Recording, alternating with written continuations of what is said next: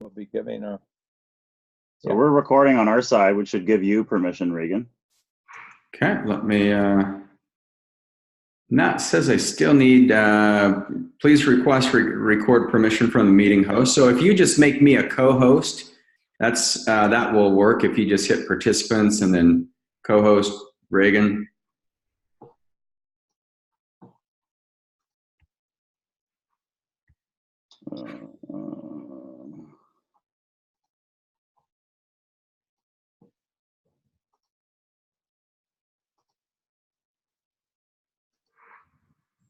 All right, there it is. All set? Okay, I got it. Thank you. No problem. Yeah. Okay, I'll kick it off in 3, 2, 1. Hey everybody, welcome to Go Wellness Radio. And today we've got our most famous, exciting guest, the one and only who wants to live to be 156, the co-founder of Strategic Coach with his wife, Bab Smith. We've got Dan Sullivan here. Dan, welcome back to the show. Thank you, Reagan. It seems like no time whatsoever since our last podcast.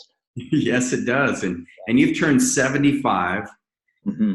And tell me what's different about 75 versus turning 70 or 65 or 60. Well, I think it's really interesting.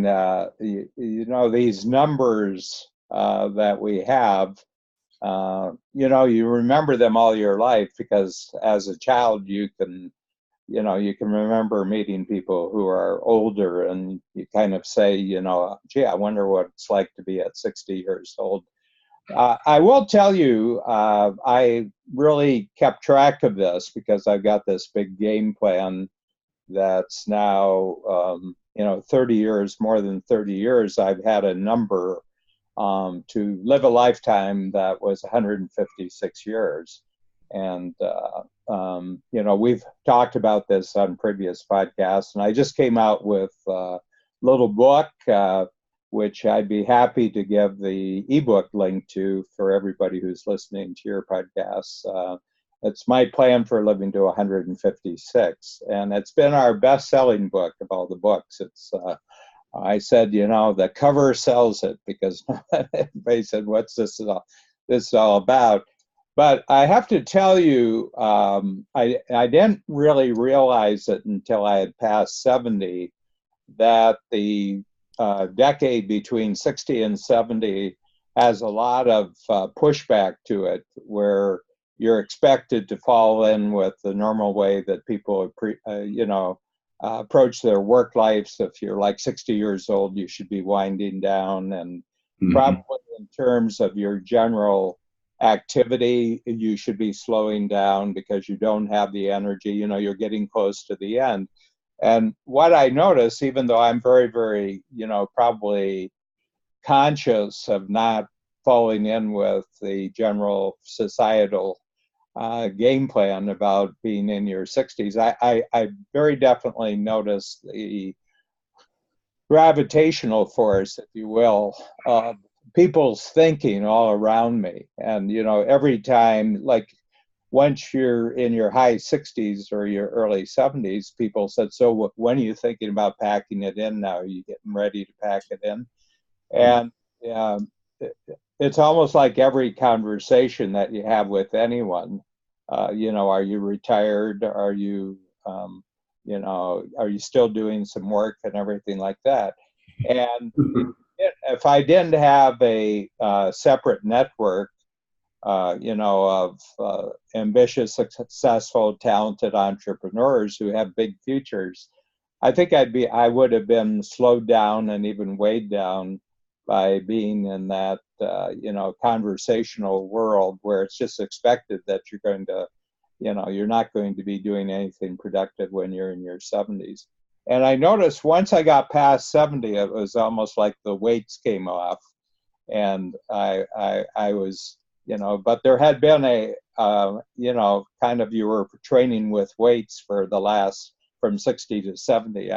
And I don't know if anyone else has ever talked about this to you, but there is very definitely a societal gravitational system regarding aging. Right. And so what was it that allowed the weights to come off? Was it just a mindset shift on your part or a commitment or? Yeah, well, I'm a planner, so I always do have goals in the future, work-wise and just activity-wise that are bigger than things that I've done in the past. So my feeling is that a large part of aging is feeling that the big things in your life actually are in the past, not in the future. So I've counteracted this by making sure that the goals get bigger. And the whole entrepreneurial framework we have at Strategic Coach now is organized around one concept, which is called Who, Not How. Mm-hmm. And so that gives you permission to have bigger and better goals, but you're not taking on the how of these goals. You're finding other who's who actually provide the capabilities. So you can dream bigger and better all you want because I'm not taking on any additional how work. It's not me who's going to be doing the lifting on these projects. I'm going to keep expanding the number of very talented individuals that I have around me. You're one of them. I mean, I see you as not only a coach, but you're providing massive capability for me, both my thinking about, longevity, but also the actual capabilities. So just to put in a plug here that Babs and I came out and spent, a great time with you at your clinic in Park City, and we went through the first initial stages, which I think will be continuous, of stem cell treatment. And so I'm just reporting in, on the first couple months of what it's been like since we did that. And as far as I'm concerned, this is just a date on the calendar every 6 months or so that we're going to come out and visit you. Nice. Love it. Well, very fun to have you out there because I say if you're going to live to be 156, we're not even halfway there. And I know you're having a halftime party, but yeah, getting these treatments going right away, getting some new young life in your body is key, right? Yeah, and every quarter that I talk with you, Reagan, when you come to your coach workshops, there's new things that you've discovered.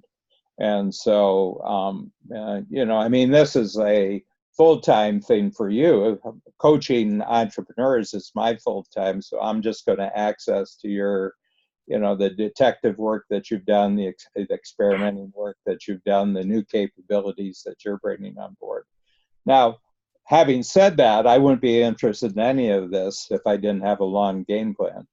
Right, exactly. Yeah, if you say, well, what's the point? And so I think that's the big mindset shift I see. And one of the things that fascinates me with you is you just turned 75. You've got bigger goals than you've ever had before. You've always been a planner. And so I see so many people when they basically check out, they don't have a bigger purpose like you've talked about. They're the hardest to help in healthcare.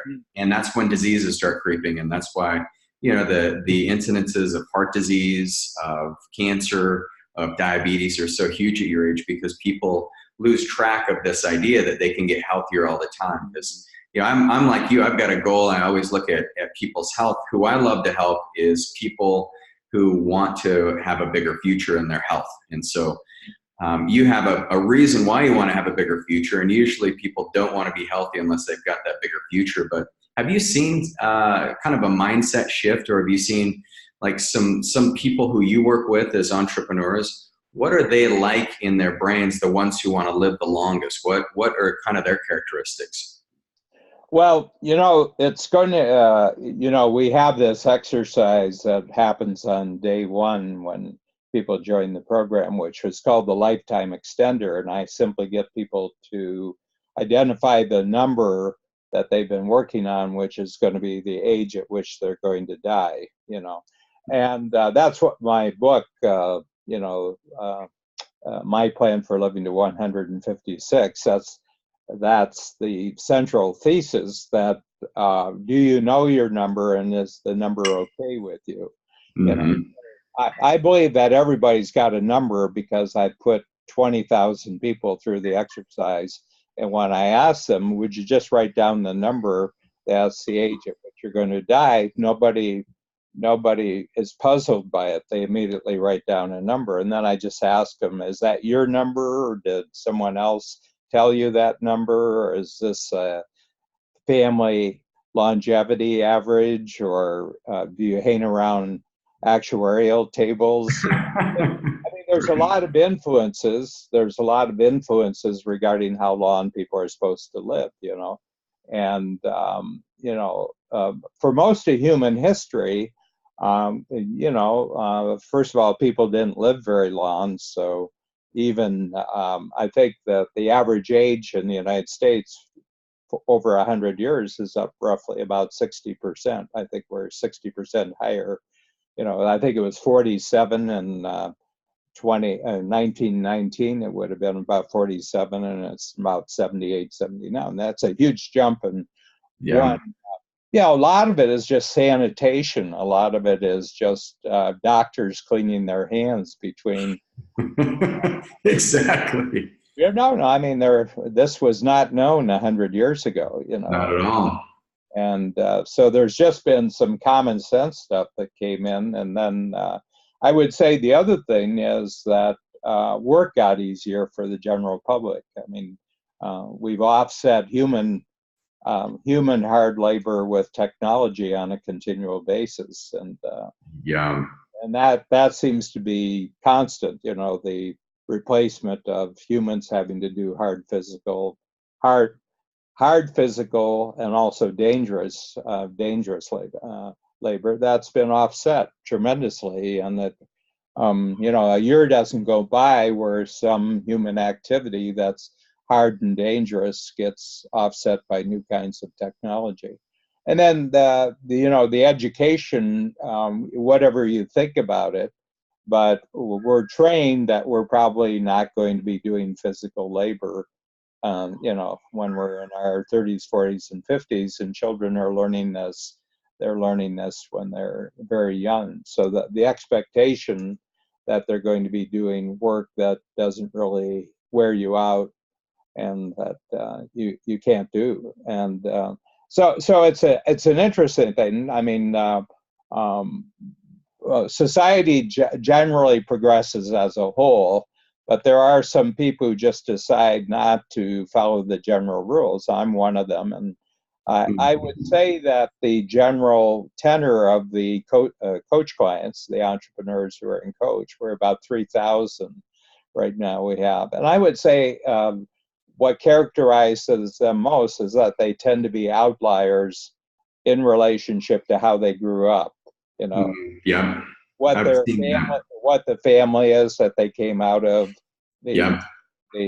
their childhood neighborhoods, their childhood school friends, and everything else. Probably, if you measure them now, when they're 30, 40, 50, they're an outlier. They don't represent the norm.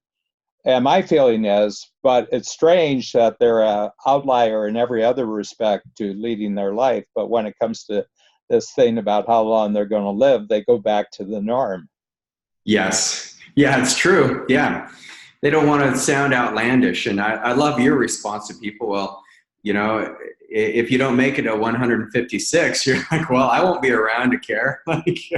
Yeah, people say, what if you get to 150 and you die? And I said, well, I said, I'm not going to. First of all, I'm not going to be disappointed whenever I die. I mean, 3 seconds later, the problems are yours. The messes are yours. They're not mine. I'm out of here. Yeah. But, there's a shift. I mean, even in the time that we've known each other, Reagan, you can see shifts, of how things are being looked at. Things that were really odd, things were way out of the box 3 or 4 years ago when we first started talking, actually have moved closer to mainstream. People are talking about, oh, yeah, stem cell. I've heard a lot about stem cell. The general notion that there are going to be that there's going to be technological, pharmaceutical, and then just scientific insights and how we can we can, take care of our health and, add to our energy. This is all converging, and I think it's one of the reasons why it's speeding up is that people with money don't care whether this kind of medicine is covered by insurance or not. Right. Well, I think in general, I just read a statistic, and if you go back 50 years ago, there was about 14 or 15% of Americans were skeptical of the medical association. And now they've done a survey, and it's closer to about 65 to 70% of Americans are skeptical of the medical system. So even if it's not, if it is covered by insurance, there's almost more of a red flag in the American society right now. That's one of the things where people are like, well, who are you going to vote for? And I try not to talk politics with patients whatsoever, which is, it's like, it's just, I don't want to go in there, but I always I say, well, I want to vote for the candidate who's going to do the best for the healthcare industry and open it up so that we can bring in innovations. And the one candidate that collected $0 from the pharmaceutical companies was Trump. And so, you compare that versus Hillary Clinton, where they funded most of her campaigns. And I said, well, sorry, I got to go with the candidate that's not feeding this industry that's making people sicker and fatter and more depressed. So. Yeah, I think that what I've really observed, for example, I gave a talk in London. So our company is in 3 countries, and every May, and and London is ahead of us weather-wise. So it's they're about 2 or 3 weeks ahead of where we are in Toronto. And I gave a talk, and a grandniece, I have a grandniece who lives in London, and she works in London. And she came and, it was talking about who, not how, and talking about as you age, one of the offset things is that you surround yourself more and more with other people's talents. So you can actually have bigger and better goals. And I got a very, very nice email from her afterwards. And she said, it's incredibly inspiring to me. She's about 30, 31, 32. She said, incredibly inspiring to see that. And she says, also a little bit scary that your goals at 75 are bigger than my goals at 31 or 32. And, I come from a fairly large family of siblings, and then there's lots of nephews and nieces and nephews, and the, I'm the total outlier in my family. Among my own siblings, I'm the only one still working, and it's not still working. It's just that it's getting bigger and better. And but I said, well, if you just ignore what other people think about this, and you just base on, well, how would you really like it to be? You come up with totally different sources of information and capability. If I think that what other people tell me I should believe, then I wouldn't be learning anything new whatsoever. But I said, well, every one of us is we have our own unique relationship with death. I said, I don't know.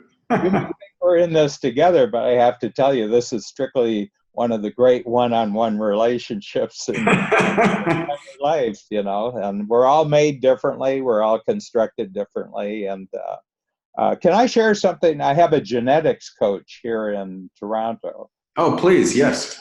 There's a company in Toronto which is called the DNA Company. And the head guy's name is Mansoor Mohammed. I think he's from Pakistan, probably. And but what he does, it's a spit test. You send in a vial of spit. It's like the heredity test. And then he just gives you a profile of what your mother contributed and what your father contributed. And then did you get fully supplied, or did they shortchange you, or anything? And I have a very interesting thing that has to do with metabolizing adrenaline. I have very weak ability to actually metabolize adrenaline. Mm-hmm. It shows up in two ways. I mean, alcohol has a huge impact on me because alcohol, really pumps up adrenaline. But Oh, the yeah. big thing is that when I have a really intense emotional experience where other people have the capacity because of their genetics to get over it in a couple hours, with me, it takes 2 or 3 weeks to get over that. And it could be a single incident, and especially negative. If I have an intense negative experience, it takes me 2 or 3 weeks to get over it. I just am disturbed by it for a long period of time. And so one of the things he talks about, that you have to really be careful of your environment, especially your social environment, when you have my particular makeup. And he said he didn't know anything about me, so he doesn't have any background on Babs and me. He doesn't know what we do for a living. And he talked directly to me, and he says, I hope you're smart, because he says, throughout your life, you have to use your brain to come to grips with your emotional responses, because hormonally and genetically, you're just not going to overcome them easily. And he says they can get deeply imprinted. And so he says you have to focus on strategies and structures and process. And he says for yourself, and he says you have to be very careful how you structure your working relationships and who it is that you hang out with. And I turned to Babs and I said, note to self, this might be a career here. There might be a career here, but it's really interesting that this is actually in some ways, this was predetermined by my genetic inheritance. And I think this is a whole area. It's called, genetic behaviorism. What kind of behaviors actually come out of.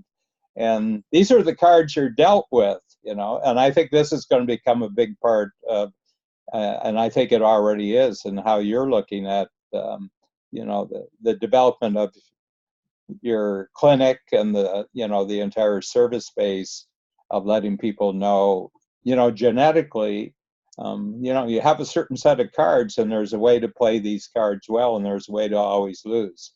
Right. Yeah. Well, I think it's interesting because your emotions can be such a fuel for growth, and it's like it's like the saying is, a person can go through a streak of bad events in their life, and they can become a worse person from it, or they can learn from that and actually grow and accelerate and change everything around them. And so you've been a master at that. Would you say that's one of the things that drives you? I mean, I look at how can I implant some mindsets in our listeners on how to live to be 156. Very first thing, they got to get your book, because that's powerful. And we've distributed. I've got a goal to get 1,000 of those out, and we're maybe halfway there. So download the copy of the book. It's in the show note link.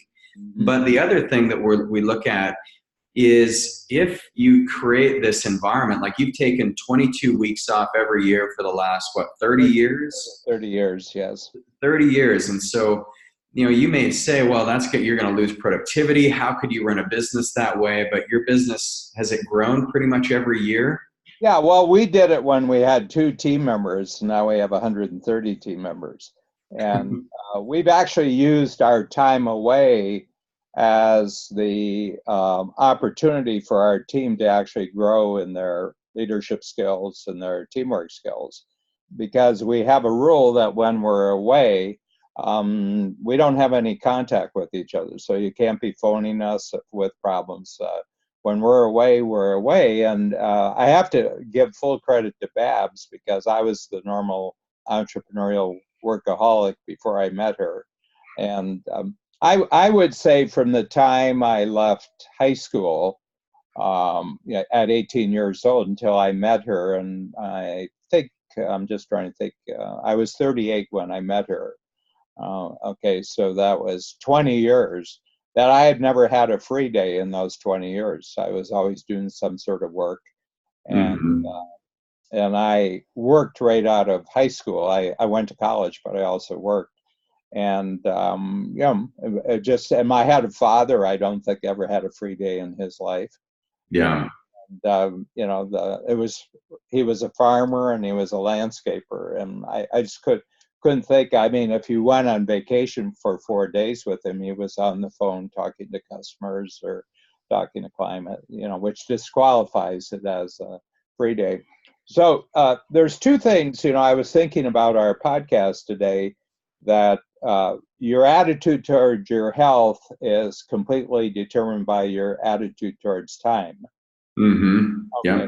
Yeah. And I have one simple rule, that I'm going to use my mind and my imagination to make sure that what I'm looking forward to is always greater than what I've already experienced. And that's my simple rule. And if you have that rule, then about 20, 30 other mindsets start falling out of that. Yeah.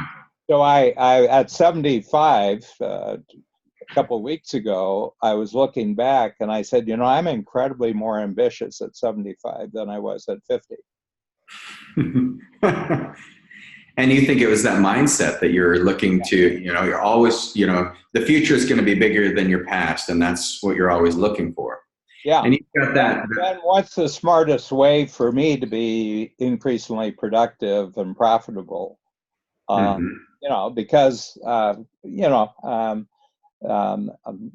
I don't have, I'm really energetic. I mean, I'm really energetic. I have very, very focused, concentrated, productive days. And I would say that I'm better at it today than I was 25 years ago. I wasted a lot of energy on work that I wasn't really good at. So in terms of just doing the things that are perfect for having a bigger future, just from a productive and creative standpoint, I might have been at 50% when I was 50. I'm at 95% at 75. I mean, stupid work sends off sirens and red lights and whistles. If I'm doing a stupid work, I know about it in about 5 seconds. My pain level for inappropriate work is at an all-time high. Is that right? So Yeah. you just experience it emotionally, or do you have someone that? I experience it physically. I'll get into a situation and I say, there's something wrong with this work. Yeah. And I'll look at it and I say, why am I doing this? This is stupid. Why am I doing this? And that's my thing on who's. So one of the natural outgrowths, if your future, is going to be bigger in terms of productivity and profitability, then you have to immediately switch over a concept. Every bigger and better goal was going to involve more really talented who's. You're not going to be learning new stuff. I'm not going to be learning new skills or anything. I'm going to be perfecting the skills I already have, but I'm going to be adding layers and layers of teamwork, both inside of our organization and outside of our organization. So I think that your relationship to time determines, whether you can have a future bigger and better, and then your relationship with teamwork, actually. These are two growth supporters. Future is always bigger than the past, and there's always more teamwork, so that you're not having to do work. You're actually eliminating work that you don't love doing, and you're eliminating relationships in your life that are not positive and growing. And how do you identify those relationships that aren't positive and growing?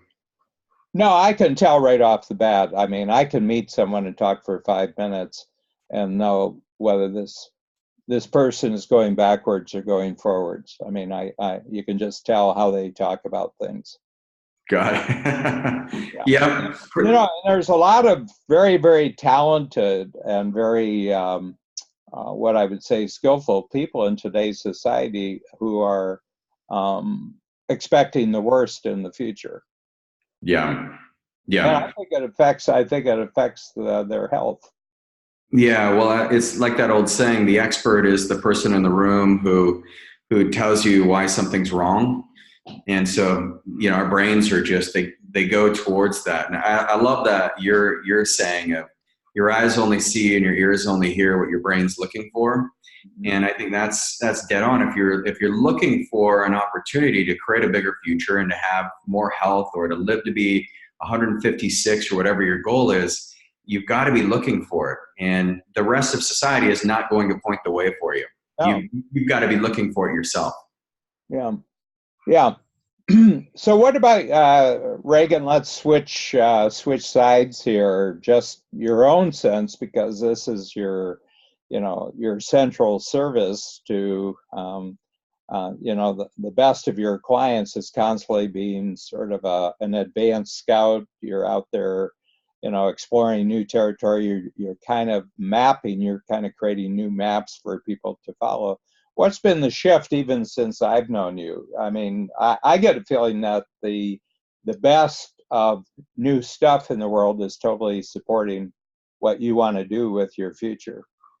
Yeah, I think the biggest fundamental shift that I've seen is people have gone from wanting care for pain conditions or disease to being a lot more open and gravitating towards really proactive health. And so doing things for their body before it becomes too late, or getting in fitness programs, using our health coaches.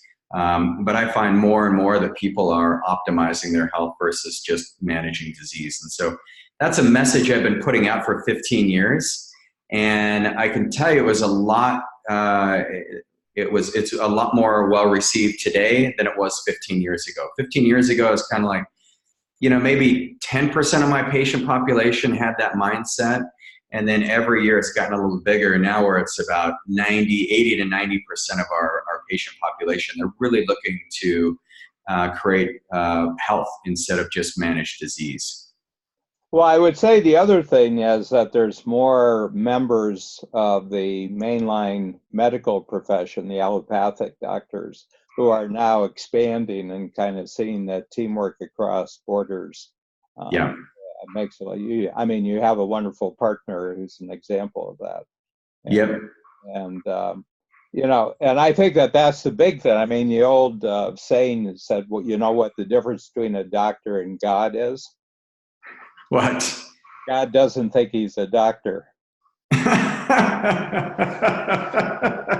That's funny. Well, here's funny. When I was in to see a specialist, because even though I live mainly in Toronto, the bulk of our normal what you would say medical care comes out of the United States, and we're in Chicago, and Northwestern University Hospital is a huge hub there, and so we're plugged in. We're plugged into their system. But I was mentioning to one of the specialists there that I was coming to you for stem cell treatment, and he says, "Oh, really? He says, "Well, that's not mainstream stuff. I don't know. He says, I'm really skeptical about that." And I said, well, 60 years ago, people were skeptical about penicillin. Yeah, true story. Yeah. And I said, yeah, there's always a time when something new and really worth doing is outside the mainstream. And I said, and he said, well, catch me up when you come back, Right. Kind of saying it, and yeah. Like, I hope you survive. Yeah. Yeah. And but, I live in a world where the success of all our clients comes from pushing out and creating new frontiers and creating new territories. So, this is just the natural mindset.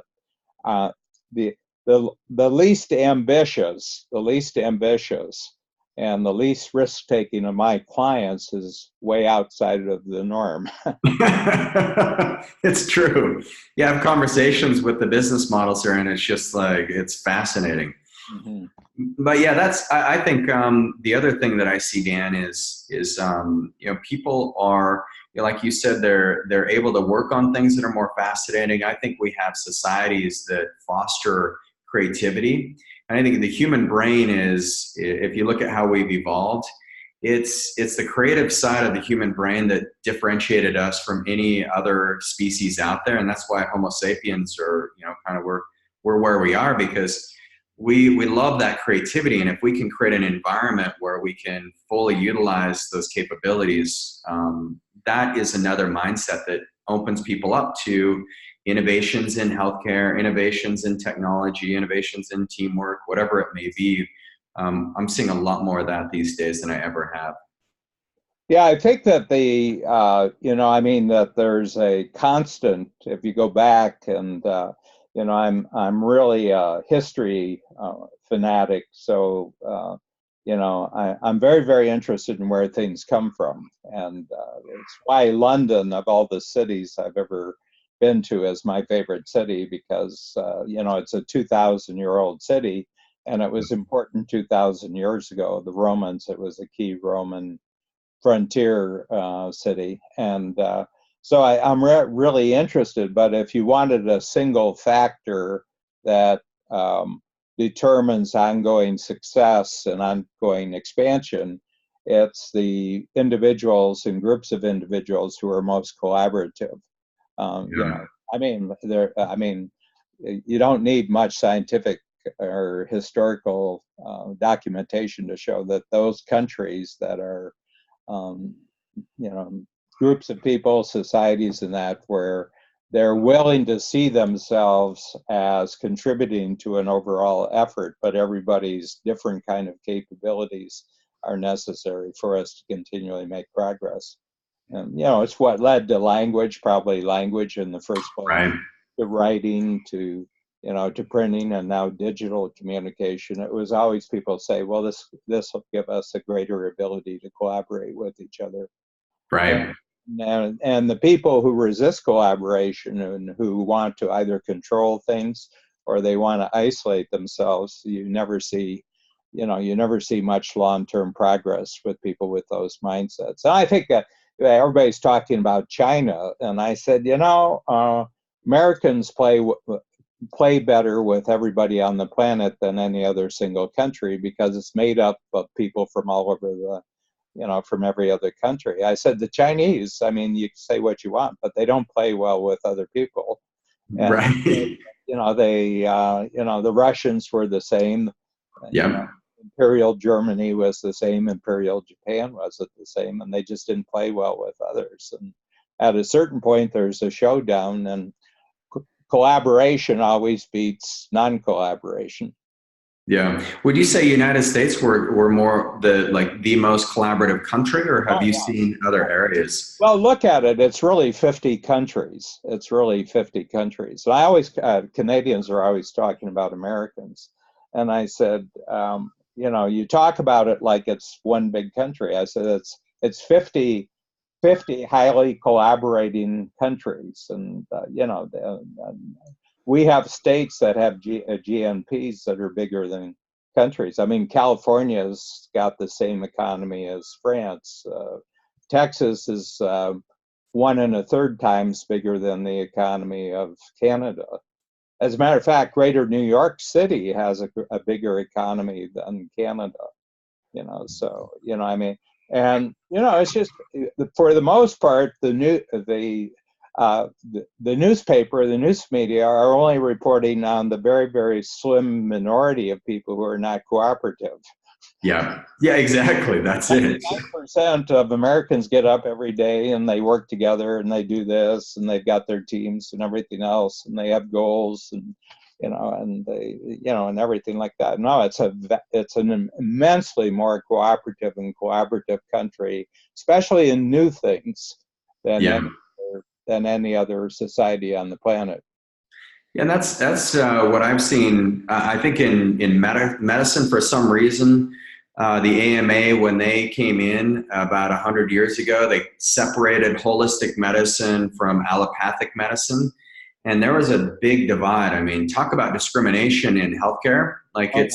it's real, and a lot of people don't talk about it. But I have people, and they literally will discriminate me based on what my credentials are versus what our medical doctor's credentials are.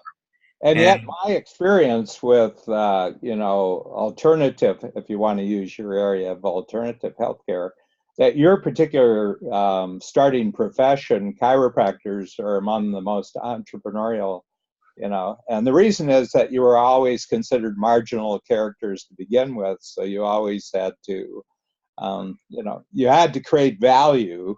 Yeah. Your value was not determined by accreditation; it was determined by actual value. By Exactly. going out and helping people. Yeah. Can I suggest to you, just as a thought, that probably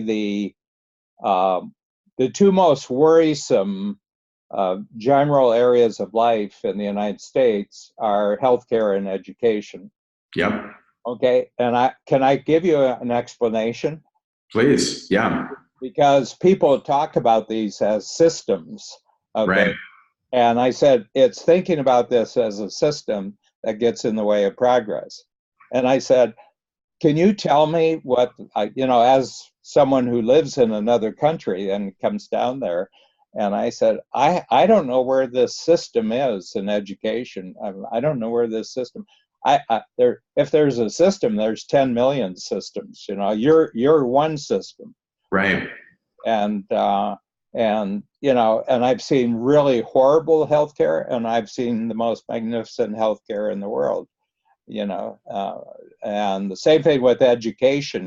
We have a local high school in Chicago where I live. It's about a 10-minute walk from our house. And it's one of the top 100 public. It's a public high school. It's not a private high school.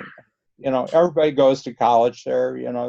And you have to have at least a master's degree to even teach freshmen anything in the school. And it's just because the local community decided we're going to have a really good public high school.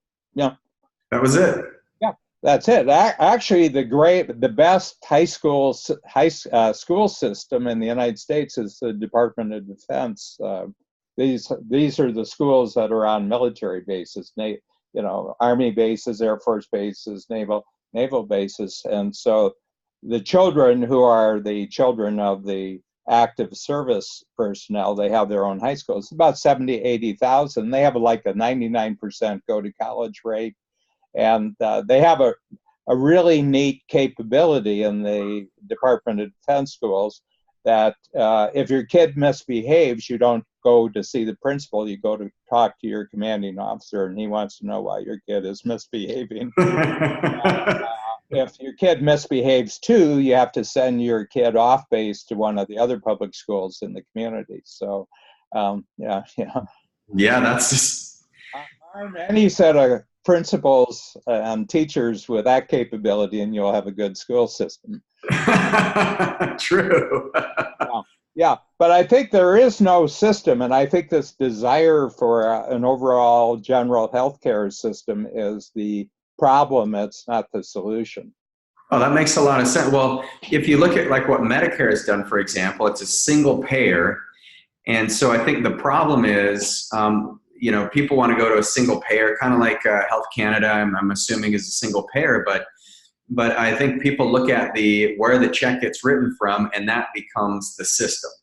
Yeah. Because then you have to meet their criteria, but you go into a clinic, you come to my clinic, or you go, no matter if they are billing those codes or not, they do create their own system within it. So what would be a good way to step back? How could, what would you think is a better way of looking at healthcare from that? Well, I don't think there's any solution. I don't, people say, well, there's got to be a solution. I said, there are a million solutions. The only question is, what are your personal goals, to actually become healthier? So my feeling is it's really hard for people to come to grips with the fact that the age of overall systems is probably over, and now medicine, I think, and Babs and I are probably pretty good examples of that. It's custom designed and custom paid for, Yeah. And one of the reasons we want to be very successful as business people is we don't want the cost of any healthcare breakthrough for us to be out of range, and so we write the checks. And quite frankly, all the advanced work, breakthroughs that are at some point in the future going to be very low cost for other people is because people who can write the check now are paying for very, very costly and expensive one-offs, if you will. And that is really, really, and that's why the U.S. will lead the world in this, because they got wealthy people who want to live a long time and in great health.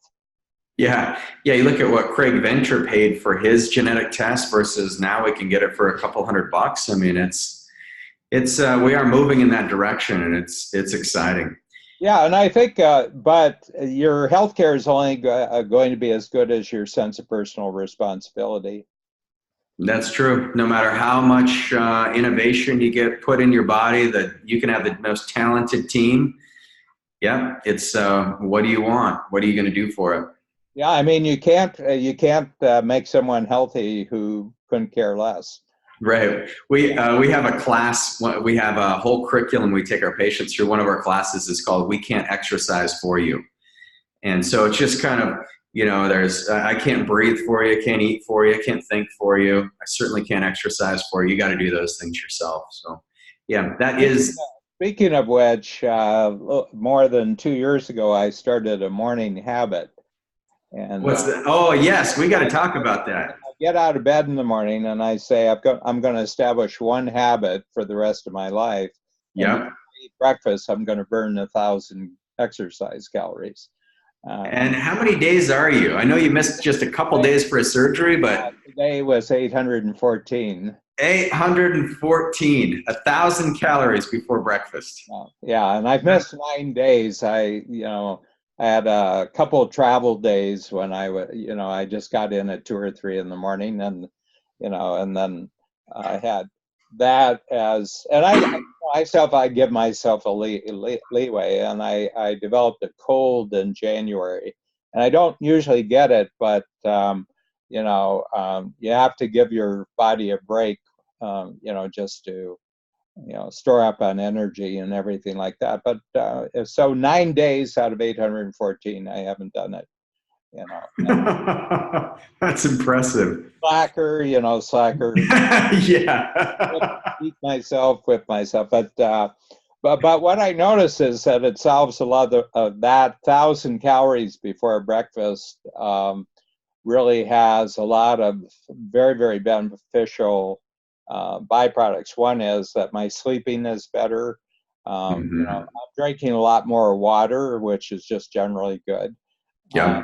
The other thing is that I tend to go for nutritious food and not wasted calorie food, and I haven't put any emphasis on that. I mean, Babs is really great with nutrition, and so we don't eat junk, but I don't I don't obsess about the lot of stuff that people do. And I have very good biome, so I had my test, my biome testing, and grew up on a farm in the 1940s and 50s, and I probably had 10 pounds of dirt inside me by the time I was 10 years old, so all those really, really good microbes and all the bacteria.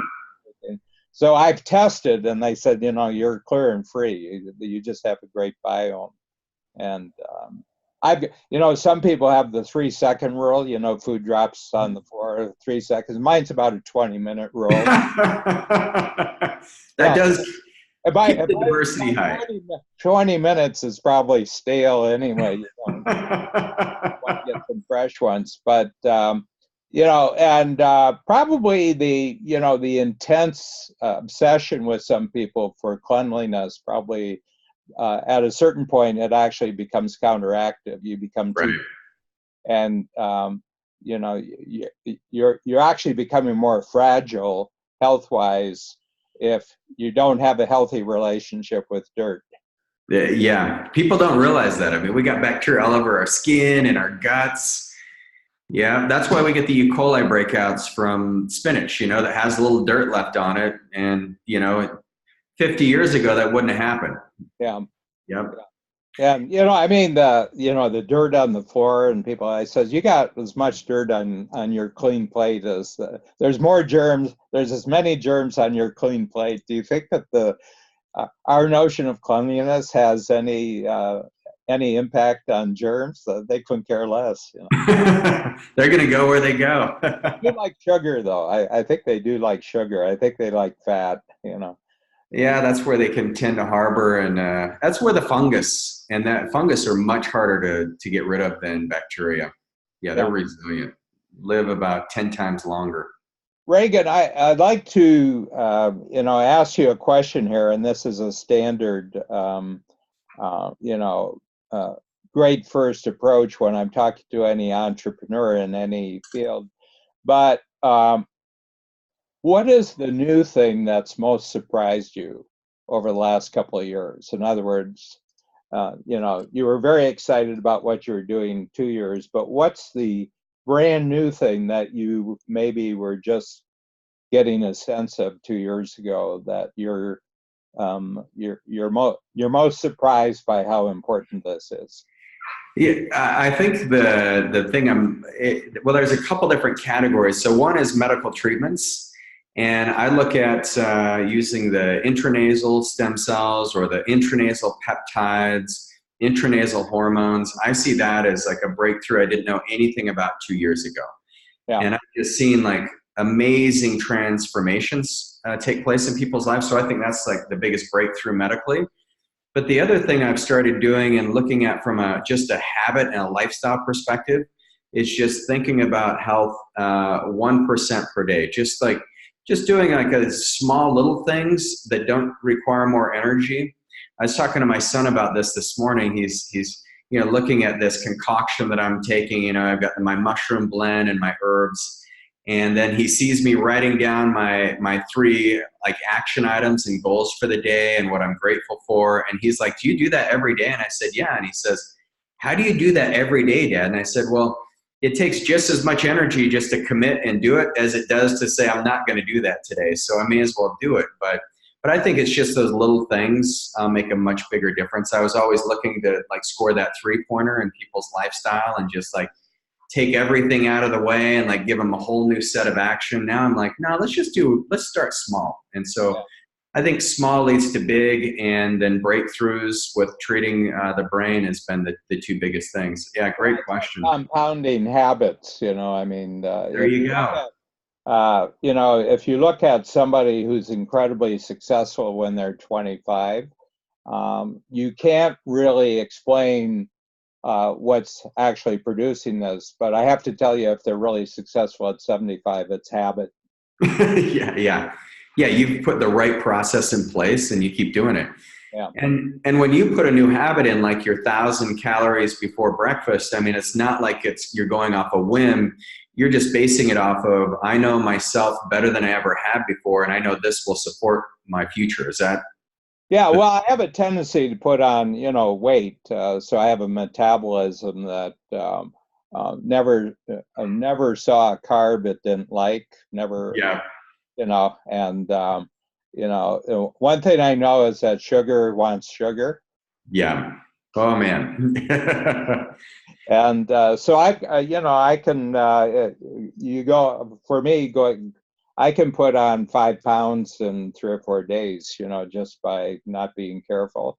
But if you have that high burn rate in the morning, you first of all, you bump up your metabolism. So it's not just the exercise period. When I burn the 1,000 calories, there's an afterglow, of 2 or 3 hours. You've just bumped your metabolism up, but at the same time, you kind of dropped your appetite down. So I said, I just do that. And, and I've got about 10 different ways of getting the 1,000 calories. Some days are just pure, intense interval trainings. Then I have weight days, and I have, some equipment like the Vasper machine, which I really like, and everything. But I never do the same thing. I would never repeat the same thing within a 4-day period. Nice. Yeah. And the reason is the body will not use as much energy on the second day for an exercise routine. It's already figured out how to cut down on the amount of effort it takes. The body is really clever at never wanting to work as hard tomorrow as it worked today to do the same thing. And so you have to really surprise it, and you have to try out new things. I have some things like, I always get in at least 10 minutes of really intense, aerobic exercise in the morning. And one of them is just a flat out sprint as hard as I can for 1 minute on the elliptical machine. Oh, nice. Yeah. And and that's the other thing that I notice when people get older, they don't move quickly and they don't do hard work. The one thing you have to do your whole life is that your body has to have a sense of really intense effort. Yeah. And it has to have the experience of moving quickly. Yeah. And I think that so when I'm 100, there's going to be an intensity in my day that that was equal to this morning. Love it. Yeah.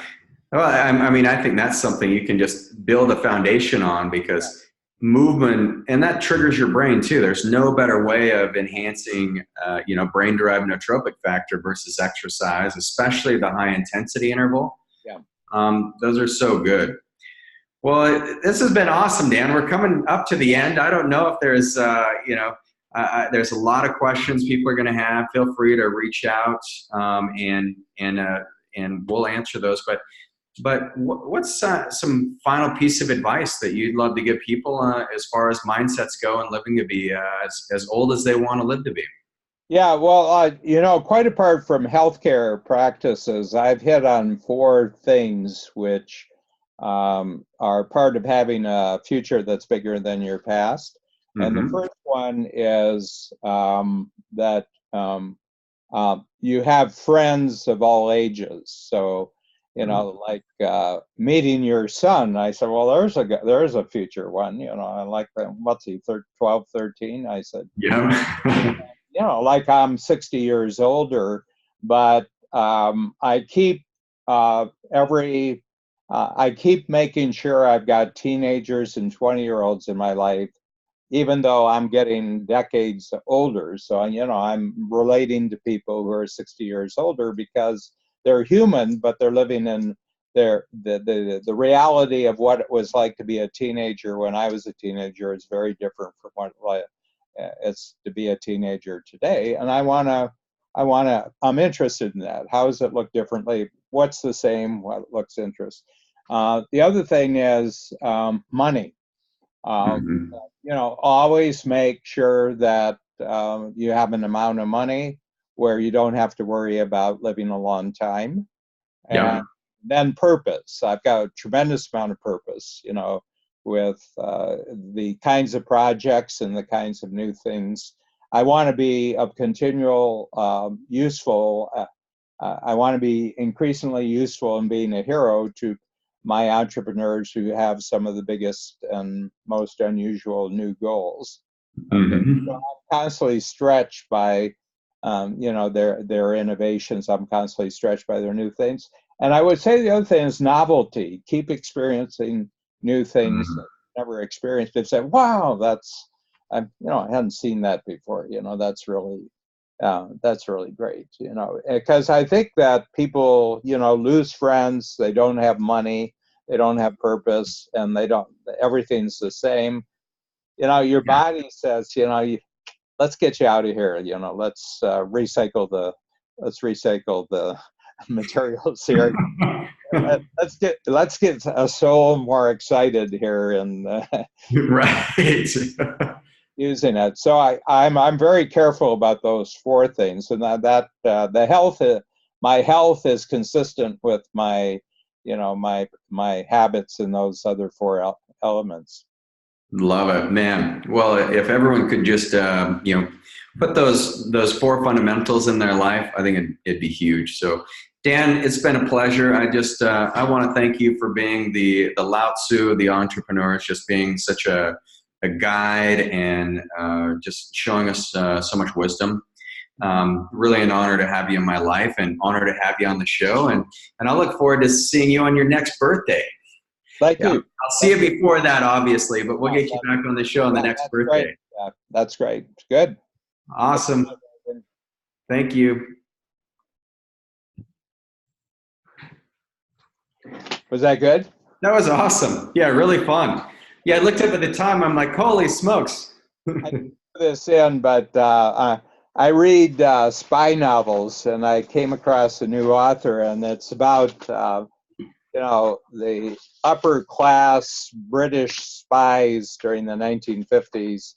And the spies of one country actually hung out with the spies of another country, like they met at the same parties. The head of the Soviet spy network in London would hang out with the and they had rules. There were some rules that you didn't do. But the head of the Soviet spies in London is telling a story about Boris, and Boris has just been screwing up. And Boris, he's just not doing a good job as a spy, so he gets an order to go back to Moscow and report in. And he gets back there, and the chief said, "How you doing, Boris?" He says, "I'm not feeling very good. Things just aren't working." And the chief says, "Well, I got two good pieces of news for you." And Boris says, "What's that?" And he says, "The first piece of good news is you're feeling better today than you will tomorrow."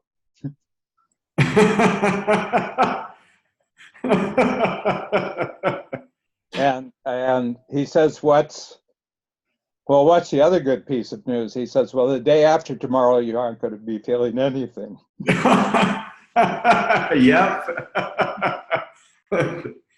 That's the opposite of having a future bigger than your past, That is. That's like, you better enjoy the present because it's going away fast. Cool. Yeah. So anyway, and that's funny in Russia. That's what passes for humor in Russia. Sounds par. Yeah. Good. Yeah. Thanks a lot, Reagan. Thank you, Dan. I'll see you I'll see you in a couple of weeks in Toronto. Yeah. Can't wait. My 119th quarter of creating new material for a workshop. Woo! Mm-hmm. Well, I'm always intrigued. Can't wait to see what you got. Okay. Bye. Take care. Bye-bye.